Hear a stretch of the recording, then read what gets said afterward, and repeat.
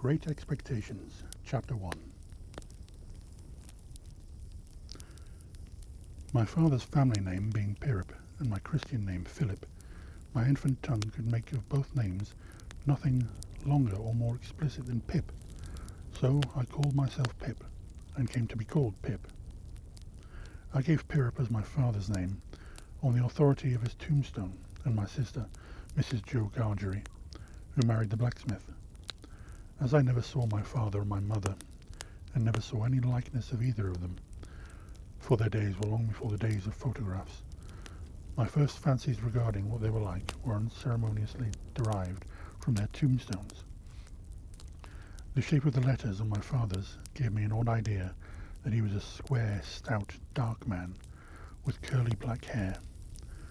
From the character and turn of the inscription, "Also Georgiana, wife of the above," I drew a childish conclusion that my mother was freckled and sickly. To 5 little stone lozenges, each about 1.5 feet long, which were arranged in a neat row beside their grave, and were sacred to the memory of 5 little brothers of mine, who gave up trying to get a living exceedingly early in the universal struggle. I am indebted for a belief I religiously entertained, that they had all been born on their backs, with their hands in their trouser pockets, and had never taken them out in their state of existence. Ours was the marsh country down by the river, within as the river wound 20 miles of the sea. My most vivid and broad impression of the identity of things seems to me to have been gained on a memorable raw afternoon towards evening.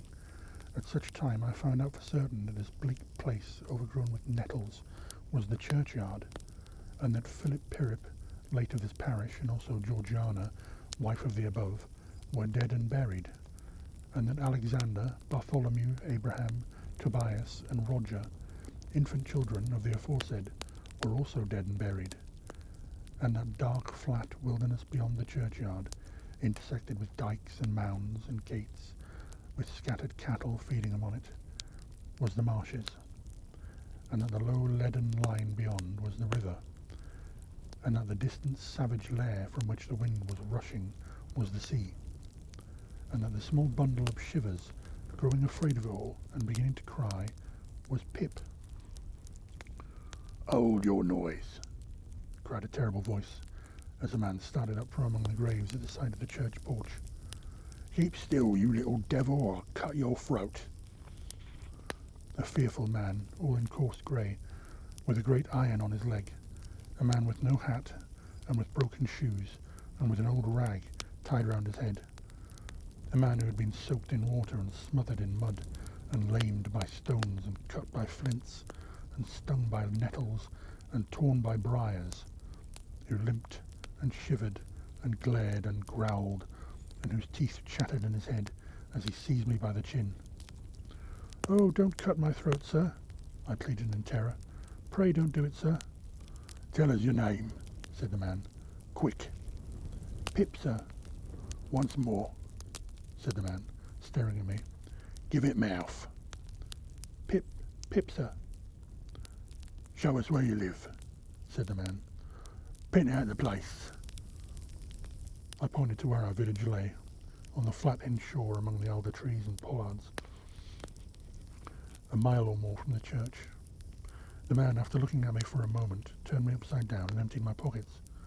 There was nothing in them but a piece of bread. When the church came to itself, for he was so sudden and strong that he made it go head over heels before me, and I saw the steeple under my feet. When the church came to itself, I say, I was seated on a high tombstone, trembling, while he ate the bread ravenously. "You young dog," said the man, licking his lips. "What fat cheeks you've got."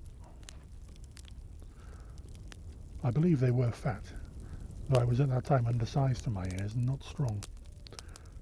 "Darn me if I couldn't eat 'em," said the man, with a threatening shake of his head. "If I hadn't half a mind to—"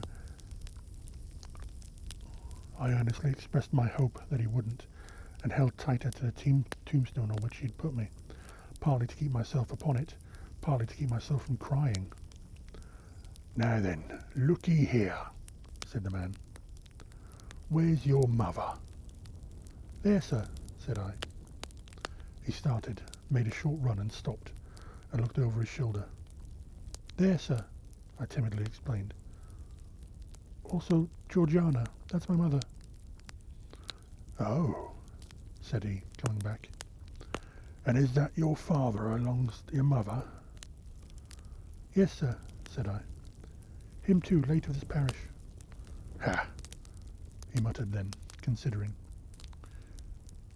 "Who'd you live with, supposing you kindly let to live, which I haven't made my mind about?" "My sister, sir, Mrs. Joe Gargery, wife of Joe Gargery, the blacksmith, sir." "Blacksmith, eh?" said he, and looked down at his leg.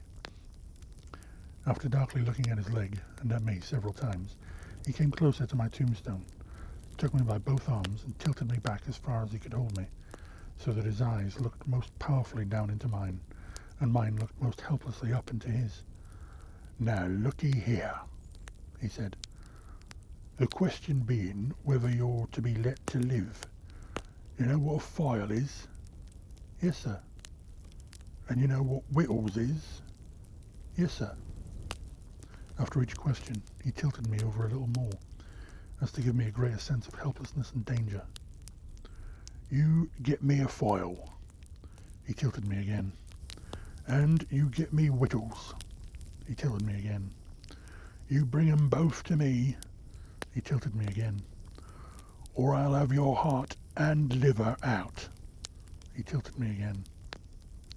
I was dreadfully frightened and so giddy that I clung to him with both hands and said, "If you would kindly please to let me keep upright, sir, perhaps I shouldn't be sick, and perhaps I should attend more." He gave me a most tremendous dip and roll, so the church jumped over its own weathercock, and then he held me by the arms in an upright position on the top of the shire stone, and went on in those fearful terms. "You bring me tomorrow morning early that file and them whittles. You bring the lot to me at the old battery over yonder. You do it, and you never dare to say a word or dare to make a sign concerning you having seen such a person as me, or of any person some other, and you shall be let to live. You fail, or you go from my words in any particular, no matter how small it is, and your heart and your liver shall be tore out, roasted and ate. Now, I ain't alone, as you may think I am. There's a young man hid with me, in comparison with which a young man I am an angel. That young man hears the words I speak. That young man has a secret way, peculiar to himself, of getting at a boy and his heart and at his liver. It is in vain for a boy to attempt to hide himself from that young man. A boy may lock his door, may be warm in bed, may tuck himself up, may draw the clothes over his head, may think himself comfortable and safe, but that young man will softly creep and creep his way to him and tear him open. I am keeping that young man from harming of you at the present moment with great difficulty. I find it very hard to hold that young man off your inside. Now, what do you say?" I said that I would get him the file, and I would get him what broken bits of food I could, and I would come to him at the battery early in the morning. "Say Lord strike you dead if you don't," said the man. I said so, and he took me down. "Now," he pursued, "you remember what you've undertook, and you remember that young man, and you get home." Good night, sir," I faltered. "Much of that," he said, glancing about him over the cold, wet flat. "I wish I was a frog or an eel." At the same time, he hugged his shuddering body in both his arms, clasping himself as if to hold himself together, and limped towards the low church wall. As I saw him go, picking his way among the nettles and among the brambles that bound the green mounds, He looked in my young eyes as if he were eluding the hands of dead people stretching up cautiously out of their graves to get a twist upon his ankle and pull him in. When he came to the low church wall, he got over it like a man whose legs were numbed and stiff, and then turned round to look for me. When I saw him turning, I set my face towards home and made the best use of my legs. But presently I looked over my shoulder and saw him going on again towards the river, still hugging himself in both arms and picking his way with his sure feet among the great stones dropped into their marshes here and there, for stepping places when the rains were heavy or the tide was in. The marshes were just a long black horizontal line then, as I stopped to look after him, and the river was just another horizontal line, not nearly so broad, nor yet so black as the sky was, just a row of long angry red lines and dense black lines intermixed. On the edge of the river I could faintly make out the only two black things in all the prospect that seemed to be standing upright. One of those was the beacon by which the sailors steered, like an unhooped cask upon a pole, an ugly thing when you were near it. The other a gibbet, with some chains hanging to it, which had once held a pirate. The man was limping on towards this latter, as if he were the pirate come to life and come down and going back to hook himself up again. It gave me a terrible turn when I thought so, and as I saw the cattle lifting their heads to gaze after him, I wondered whether they thought so too. I looked all round for the horrible young man and could see no signs of him, but now I was frightened again and ran home without stopping. Hope to see you again for chapter 2.